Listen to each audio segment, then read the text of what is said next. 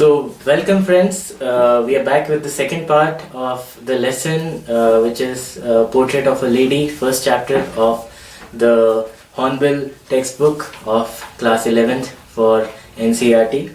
So, let's start off where we left. When I went up to university, I was given a room of my own. The common link of friendship was snapped. We have seen in the first part how the friendship of the grandmother with her grandson, the relationship evolved when they moved from the village to the city, and what happened when he went to the city school.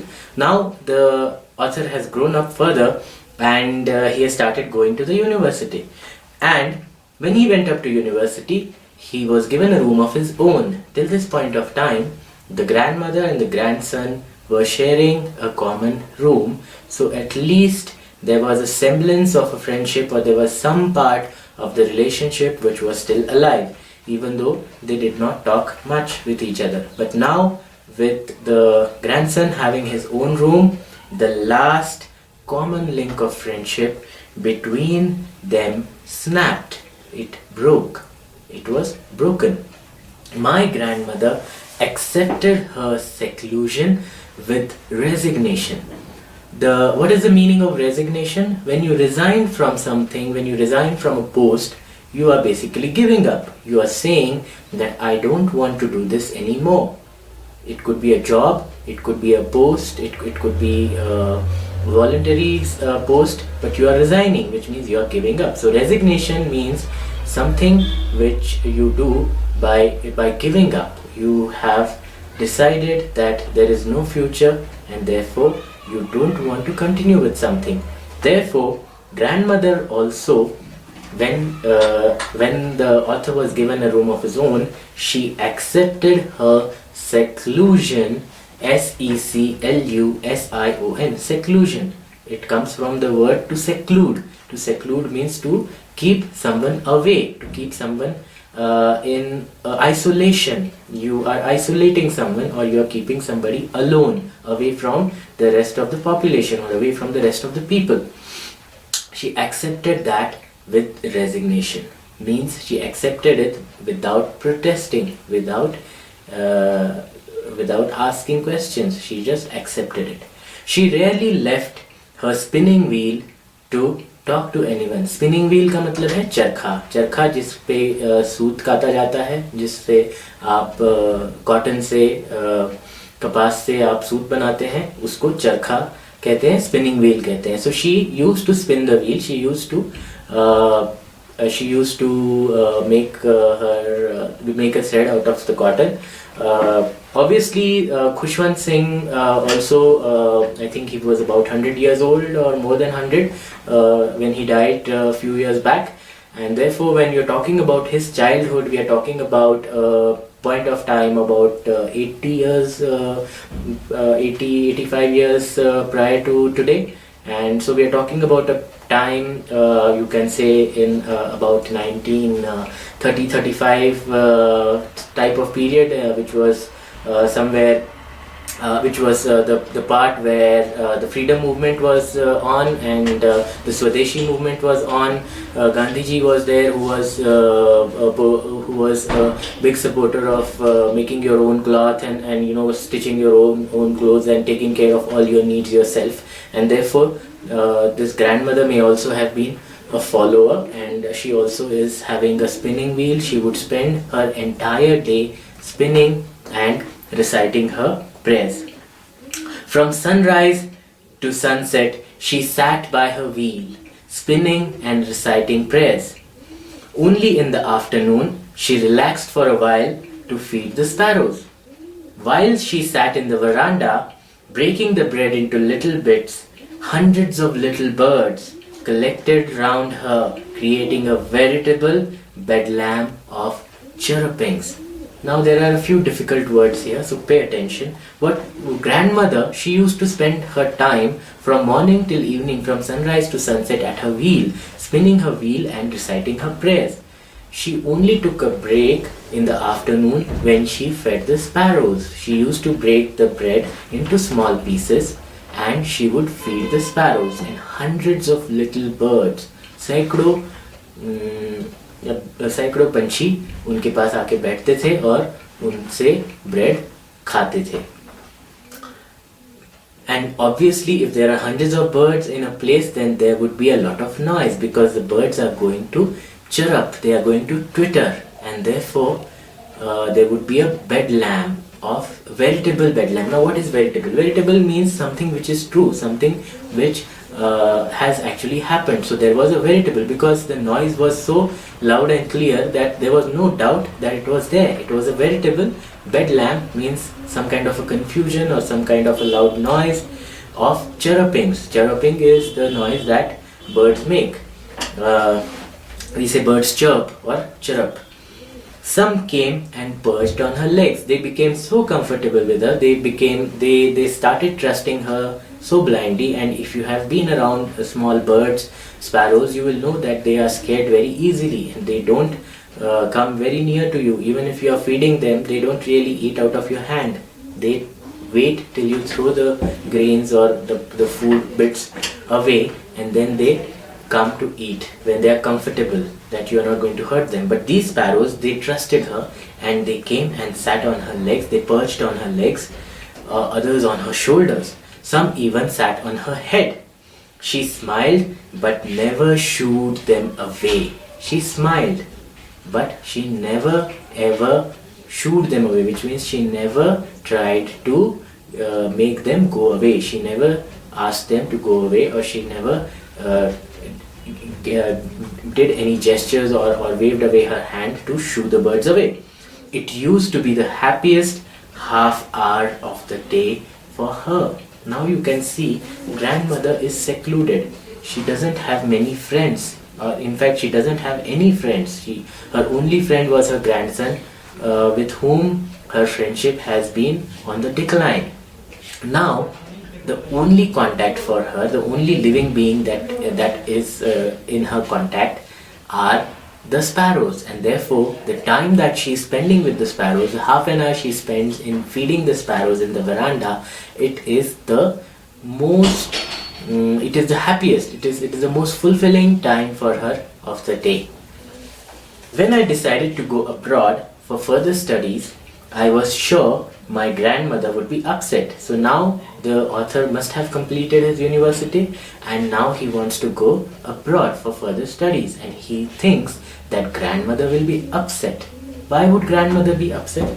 Because grandmother is old. The author feels that if he is gone for a long time, he is not sure whether grandmother would be alive by the time he returns. Therefore, he doesn't know whether he will be able to see his grandmother again, and therefore the grandmother also may have similar doubts and she might be upset that the grandson is leaving such an old grandmother to go away to foreign shores. I would be away for 5 years. It's a 5-year, it's going to be a 5-year course, or he's going to go for 5 years. And at her age, one could never tell. At her age means she was so old, one could never tell whether she would be alive by the time he came back. But my grandmother could. But author thinks that the grandmother could.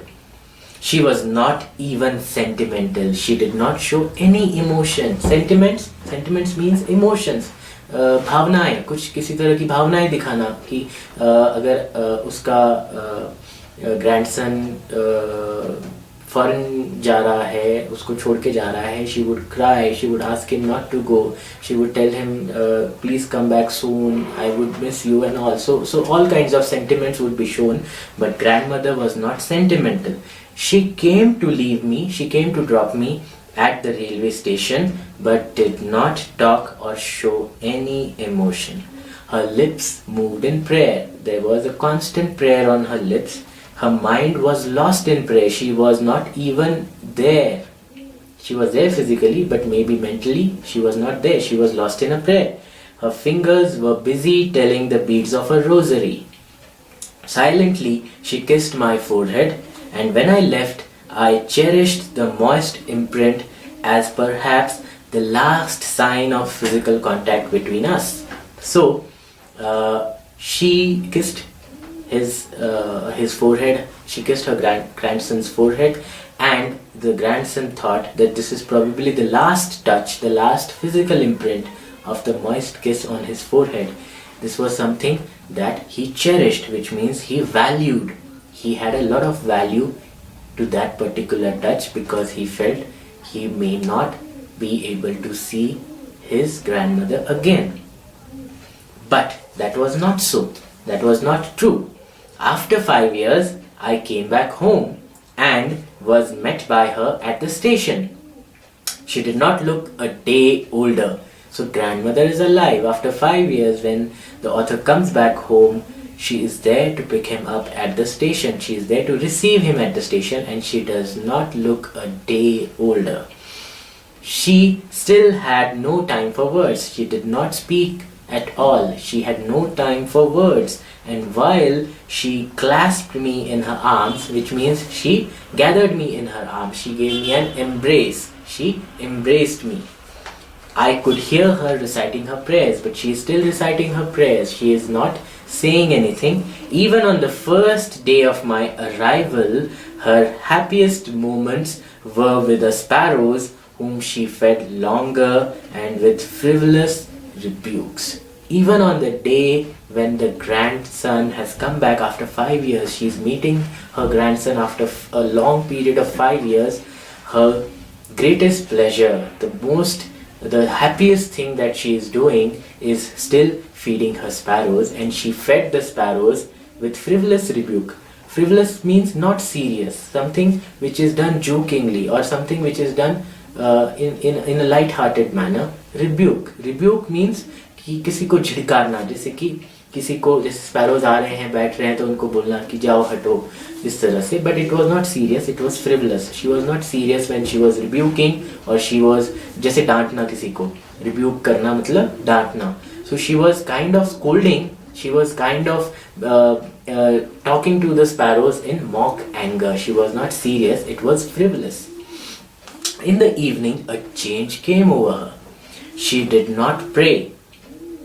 The grandmother has been shown as a very religious person. She is shown as praying and telling the beads of a rosary and having a prayer on her lips all the time.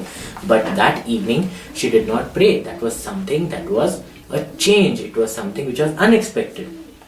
She collected the women of the neighborhood, got an old drum and started to sing. For several hours, she thumped the sagging skins of the dilapidated drum and sang of the homecoming of warriors. We had to persuade her to stop to avoid overstraining. That was the first time since I had known her that she did not pray. So this is some kind of a strange behavior from the old lady. She is known to be a religious person. She prays a lot, and that day when her grandson came back, she did not pray. She collected the women from the neighborhood, got an old dilapidated drum, which means a drum which is quite old, which is in a bad state. It's not in a good condition. जर्जर, dilapidated means जर्जर. A dilapidated house means एक खंडर नुमा घर जो गिर रहा है या गिरने वाला है. So जर्जर घर. She beat the drum for several hours and sang of homecoming of warriors, which means that she feels that her grandson has returned home as if he is a warrior who has come back from war, victorious, alive, and she is celebrating his arrival with singing and music and by collecting the neighborhood women. But we tried to stop her. We told her that you are old, don't exert yourself, don't overstrain. And she also did not pray. So the author is saying that that was the first time that I know that she did not pray on any particular day. The next morning she was taken ill. The next morning we saw that she was not well. She was taken ill. It was a mild fever, and the doctor told us that it would go. But my grandmother thought differently. She told us that her end was near. She said that since only a few hours before the close of the last chapter of her life, she had omitted to pray. She had not prayed. Omission matlab to leave something, to not take care of something or to leave something out. She had omitted to pray, and she was not going to waste any more time talking to us. So, just the day after the grandson came back from abroad, she has taken ill. She has a fever. The doctor says it's nothing, it will go. But grandmother says it's not like that. It is my last hour. It is my last time now. And I have not prayed, so close to my end, so close to my death. I have omitted praying. I have neglected my God. Therefore, I don't want to waste any more time talking to you. I will start my prayers right away.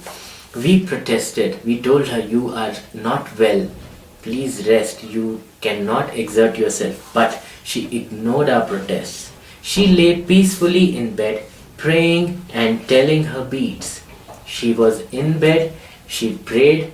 She was peaceful. She was not agitated. She was not angry. She seemed quite peaceful. She was telling the beads of her rosary. Even before we could suspect, her lips stopped moving and the rosary fell from her lifeless fingers. She died. She passed away. She passed away in her bed, praying with a prayer on her lips and with the rosary beads in her hands, in her fingers. She passed away and the beads fell down from her lifeless hands. A peaceful pallor spread on her face, and we knew that she was dead. A peaceful pallor, an expression of peace. मतलब उनका चेहरा शांत हो गया. There was no emotion on and no agitation on her face. It was peace. She was dead. We knew that she was dead.